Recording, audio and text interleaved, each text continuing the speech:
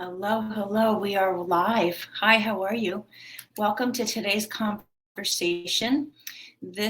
My name is Linda Downey, and if you are just coming across me for the first time, I'm a functional health practitioner and a transformational health coach with an emphasis on spirituality and spiritual development. And this conversation is streaming in multiple places on social media. It's also an episode for my podcast, The Unconditioned Life. So, The Unconditioned Life is all about leaving the conditioning, the programming, the patterns of your past and creating a life newly in the way that you want. So, really putting aside the pain of your past, where you feel stressed out, overwhelmed, all of that, and putting that aside and being able to create a vibrant, healthy, joyful future, if that's what your choice is to do. So that's what the podcast is about. And this episode, this conversation, is taking a look at our predictable, probable future that's already going to unfold as more of our past. It's kind of more of the same. So I'm going to talk about that and how past trauma is part of and really plays a role in why that happens.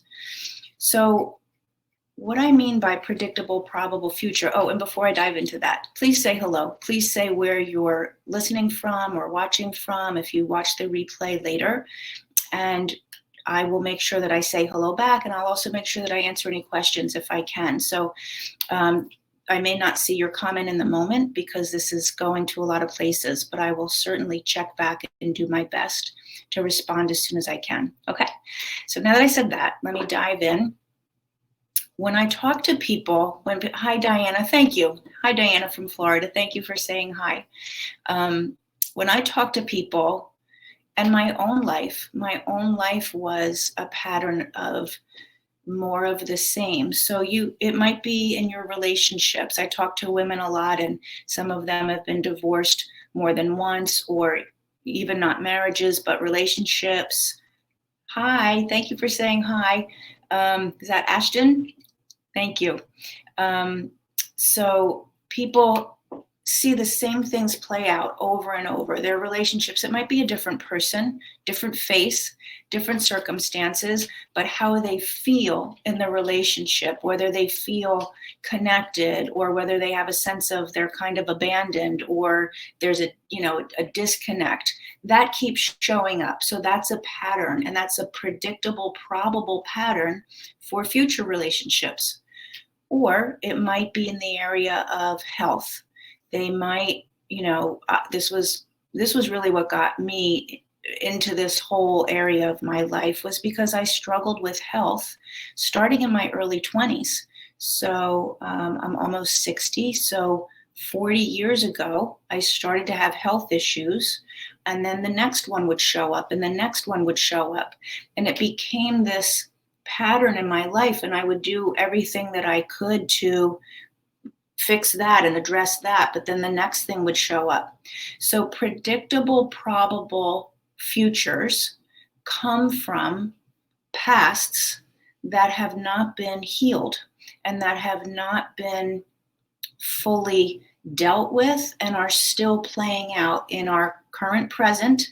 And then it's going to be our future. It doesn't just magically stop. I wish it did. I totally wish it did, but it doesn't. It doesn't just magically stop. It takes something to make sure your future is not going to be more of the past. So how is trauma a part of that? Because that's how I titled this conversation, is what's the link between trauma and your predictable, probable future? So trauma, when we have, and it's really any life experience that causes us pain. Trauma can be really big, significant things that happened. It could also be very normal life experiences, but when they happen, we experience pain. And in the moment of that pain, we do something to cope with the situation, and we do something to avoid feeling more pain again. And it's really about the change that happens within us. It's not about the event, even for the really significant big deal events. It's not about those. It's not about the event, because the event happened and is over. And sometimes it was 30, 40 years ago. The issue is what happens inside of us, what we did to cope with that event, and what we decided about ourselves. And then that's the link to the predictable, probable future that keeps showing up in our lives, because it is really that coping mechanism and what we decided about ourselves, our beliefs, because those don't go away. We keep coping in the same ways and we keep believing the same things, which is why our future, our present and our future, keeps being predictable. It keeps being more of the same. So, I don't know where you're at if you're listening to this, not physically where you're at, but where you're at in your life. But just take a moment and look and see, do you recognize that there have been patterns? I'm guessing if you're listening to the conversation, something intrigued you enough to tune in. So where are your patterns? What keeps showing up the same? Maybe it's in your job. Maybe you get so far in your job and then there could be an opportunity for more advancement, or there could be an opportunity to do something, but it doesn't happen. It sort of ends up playing out the same way. Or maybe in your job, it's you keep finding yourself with a boss or teammates, people, co-workers, and you're having the same experience of not being respected, not being listened to. You're the one who takes all the work home. You're the one who pulls the extra hours, like that. So that's the predictable, probable. It doesn't matter what job you go to, that keeps happening. Or in your partner relationships, it's kind of the same thing. You feel like you're not being listened to, you feel like you're not being respected, or you're the one who's always working really hard to make the relationship go, or to make your family dynamic go. All right, so it's more of the same, even if it's a different person. I usually work with women, so I'm just going to say, even if it's a different guy or woman, whatever, but even if it's a different face, different circumstances, how you feel in that partnership stays in a very predictable, probable pattern. So in order to shift from predictable and probable into something else is possible, just the possibility of something else, because if you're looking in your life, and a lot of people, by the time they reach out to me or leave a comment or we connect in some way, they will have stopped seeing possibility for their life. They won't see it anymore. They'll just be like, this is how my life is. This is how the relationships are. This is how it is for me in jobs. Like, this is just how my life is. And they don't really even see a possibility. And that has to do with the beliefs that they decided about themselves back when that first trauma occurred. So if you're just jumping in, I mentioned a couple of minutes ago about past events in our lives, and it's really about what we made those events mean, much more than the event itself. Okay, so what do I mean by that? Well, something happens. I'm going to give you an example in my life. I grew up in an alcoholic household. So my dad, I adored my dad. He passed away in 1996, but I still love my dad. I still think of things about him, but he was an alcoholic. And when I was very young, so my mom died when I was 4. And so she had been sick. And so we were a lot at babysitters. And my dad, probably because he was drinking, but he would sometimes, call and say, I'm going to get you in the morning. You're going to sleep over at the babysitter's. And I was 4 years old. And I made that mean about me. I mean, it wasn't abusive. He didn't do anything like that, other than he kind of wasn't there, not available. I made that mean men will leave me.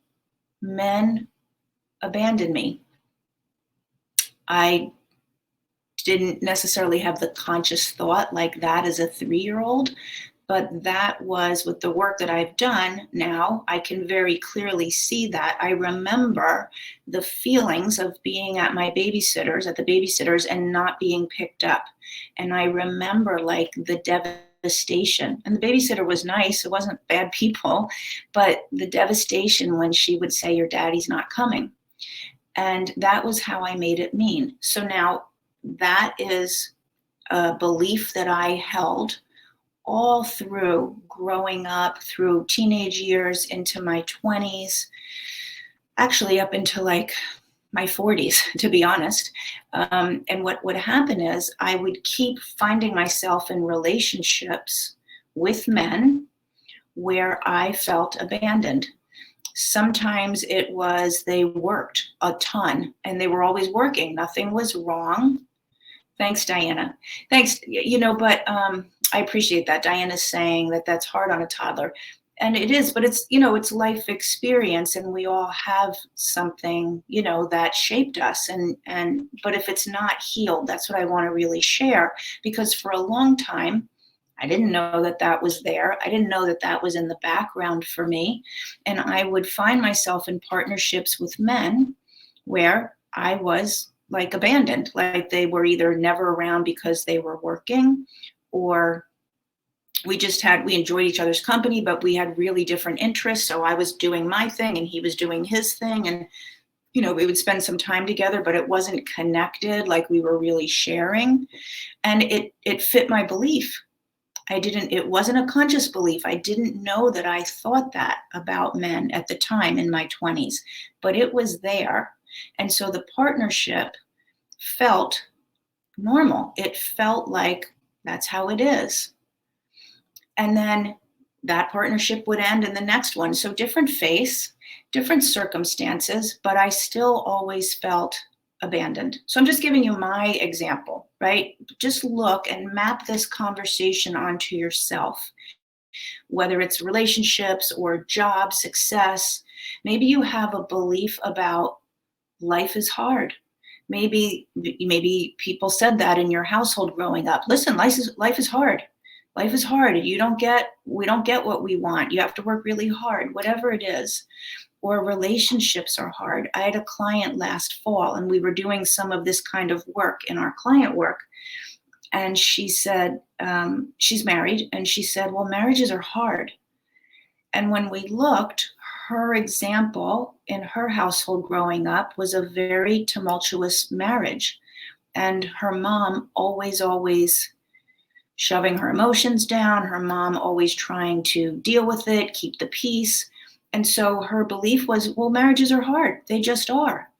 She didn't have the example that they didn't have to be hard. So what keeps showing up for her is more difficulties in the marriage. And it made sense to her that it would be difficult because it met her belief.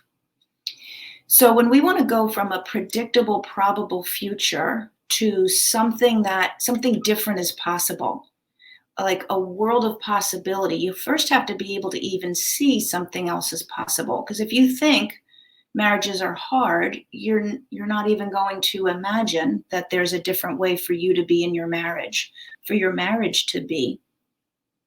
Or your health. Health is another one. That was where a lot of my issues showed up as well. My health started really challenging me in my early 20s. So if you have a belief like, well, so my mother died, right? My mother died when I was 4 from autoimmune issues. I got diagnosed with autoimmune. So there's a belief like, well, this is my genetics. This is what I have. And I kept dealing with more symptoms, another autoimmune. I'm happy to tell you now, I have 0 symptoms from my autoimmunity. And I had 4 different diagnoses starting in my 20s. Ulcerative colitis, Hashimoto's, Graves' disease. Graves was first, and then Hashimoto's, rosacea. So none of those are a problem for me now. I don't have any symptoms, but I had to deal with the beliefs that this is how my health is. This is my genetics. This is the way it's going to go. So, because that is what kept showing up. So if we want to go from predictable, probable to something else is possible, like, is it possible for me to actually really have a healthy body that doesn't struggle? Is that possible? Is it possible for me to be connected to someone and not feel like I'm always on my own within the relationship? Is that possible? So you have to first look at the beliefs that are there, your subconscious beliefs. And we do a lot of work. I do a lot of work around this with my clients, is digging out, because they're subconscious. They're the most powerful driver in your life, but a lot of times we don't even know they're there. So when you actually see that, you can start to live in possibility instead of probability. And now the next step beyond that, which I didn't really even put in the title, but I want to share with you, is okay, I could see it's possible. Okay, I can see having different health issues, or not having health issues is how I should say that, a different way of being in my physical body. I could see that that could be possible. I could see that there are examples of people who have relationships that are really connected and loving and great. I can see that. And maybe it is possible for me too. So when we start to collapse and dismantle the subconscious beliefs and build new ones, possibility is born. Possibility is present. But now to go from it's possible to actually, how do I make that happen? When I have no experience and no evidence of being in a relationship in a different way, how do I make that happen? When I have had health issues my whole life and no evidence that I could be healthy and vibrant again, how do I make that happen? When I have no evidence that I can actually be in a job where I feel lit up and successful and on purpose and happy with what I'm doing, how do I make that happen? So that's the next level beyond possibility. So we go from predictable, probable, which is where we're stuck in the meanings and the coping mechanisms that we needed to take on when certain life events happened, particularly when we're young, and in the meanings that we created when those life experiences happened. We are stuck in that predictable, probable future. When we start to identify the beliefs that are keeping us stuck, we now open the door for possibility. Hold on, Diana, I'll answer that. Diana's asking me, how did I heal the autoimmune issues? And I'll answer that in 1 second. But now we open the door for possibility and we start to see something else is possible. But a lot of people can get stuck in the possibility realm without really knowing, now, how do I go and create that? And the level that's required of that is not only dismantling your subconscious beliefs, but it's also learning how to manage your energetic frequency and vibration.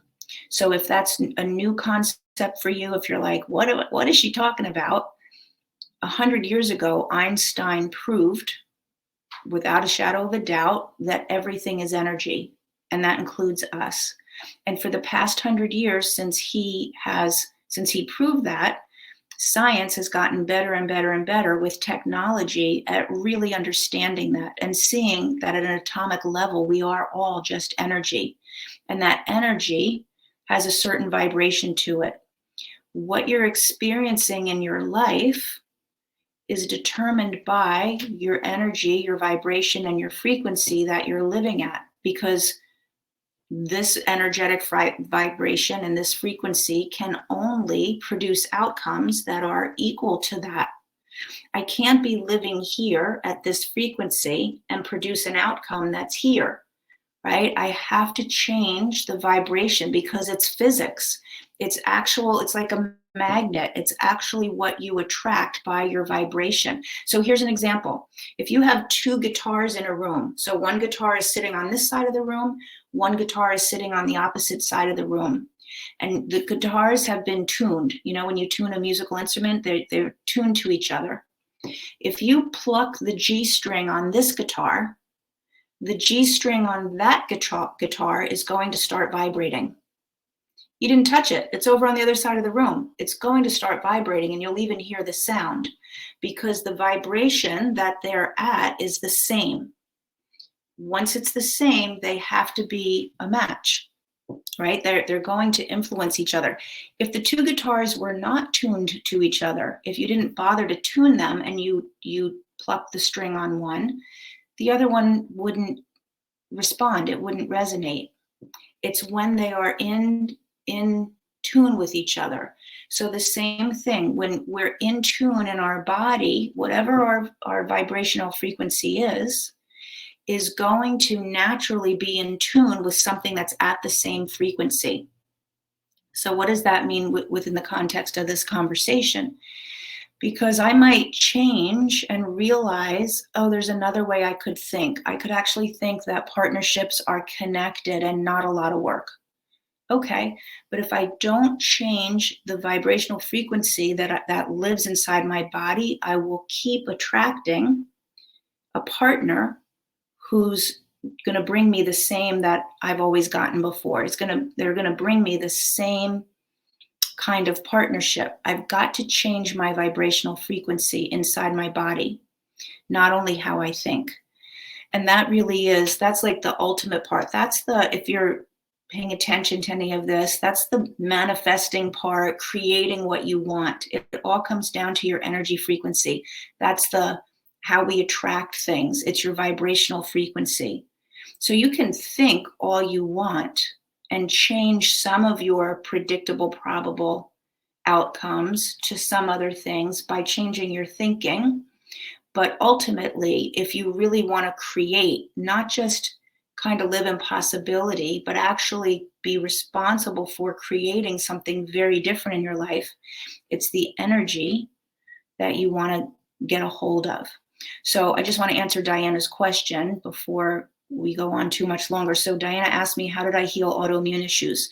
So autoimmunity is the immune system's inability to recognize the body that it's protecting, right? The immune system lives in this body and its job is to protect it, but it doesn't recognize the tissues, whatever the autoimmune issue is, the certain tissues of the body as friend.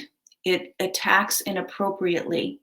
And autoimmune symptoms are on a spectrum.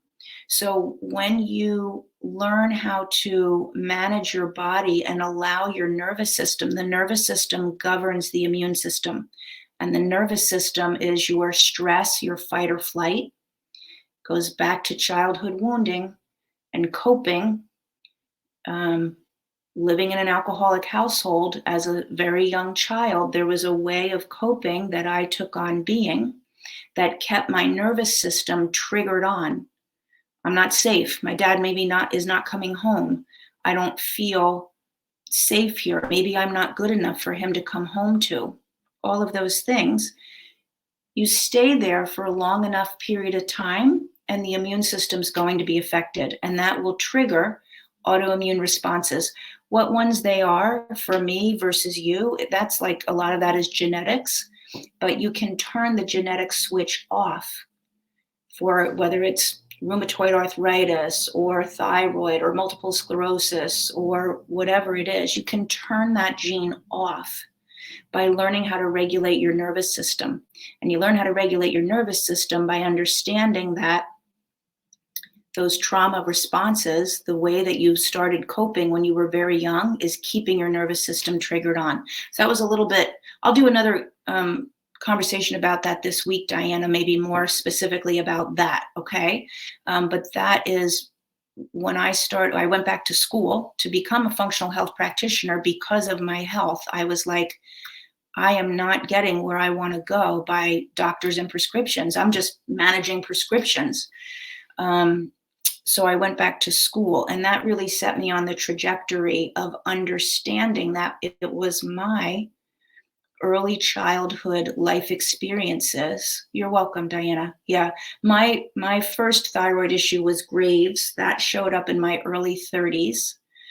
And then about 10 years later, I had Hashimoto's, and I was like, why did that happen? How do I go from hyperthyroid to low thyroid? And the endocrinologist that I was seeing said, sometimes that's just what happens. That was the answer. Okay, now here's the prescriptions that you need.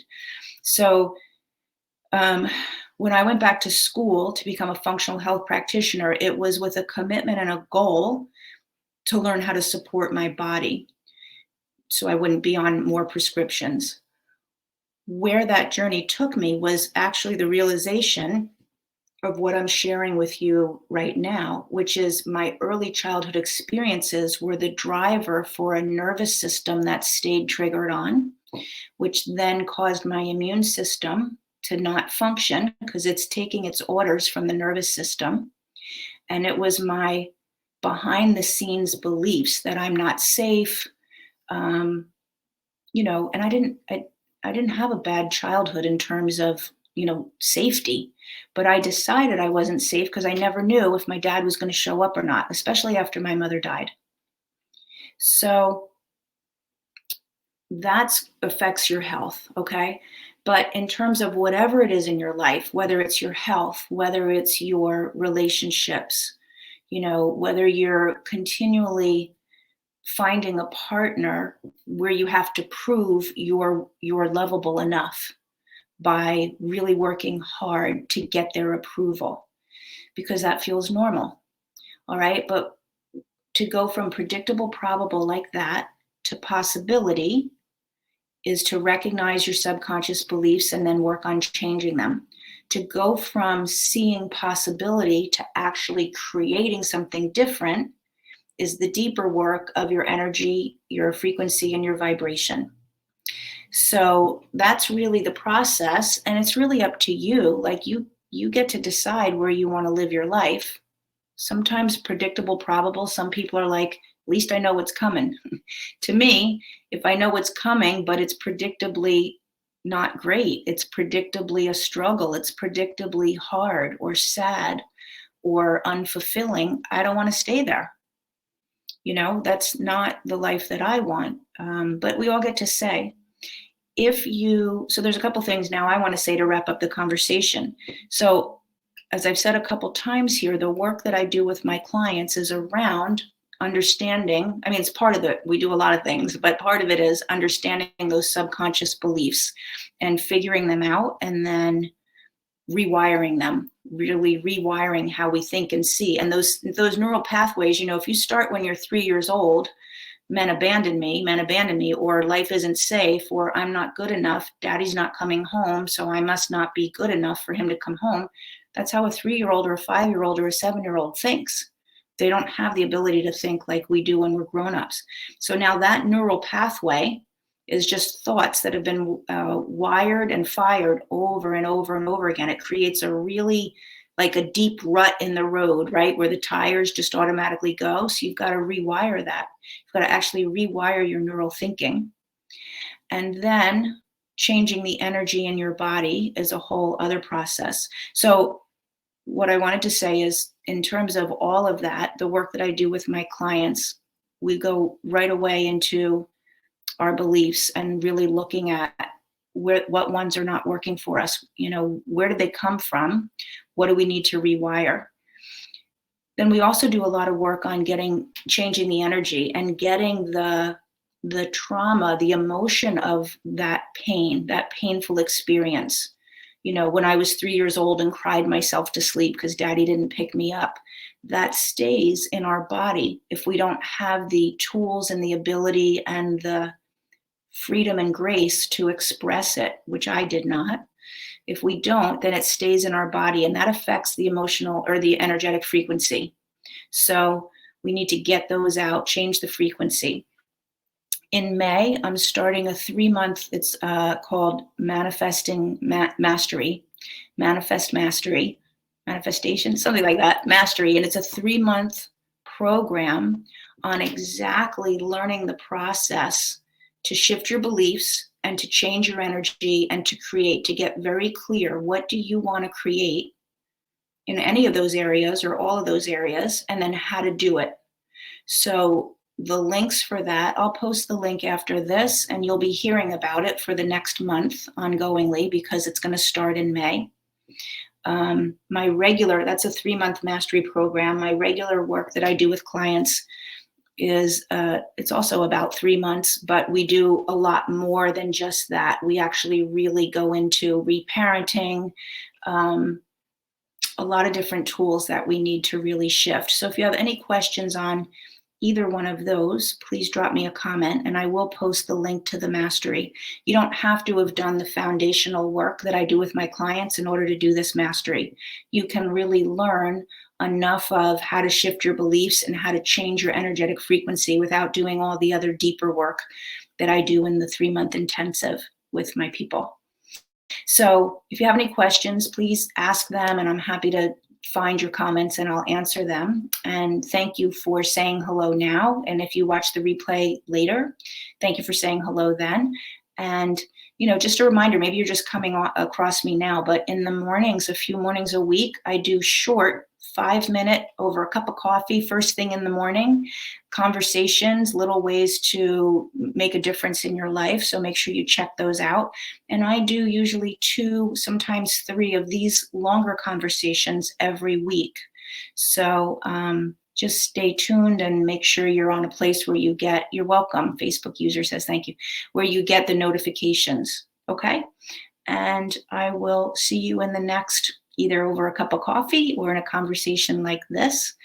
And I wish you well. And definitely leave me a comment if you want or ask a question.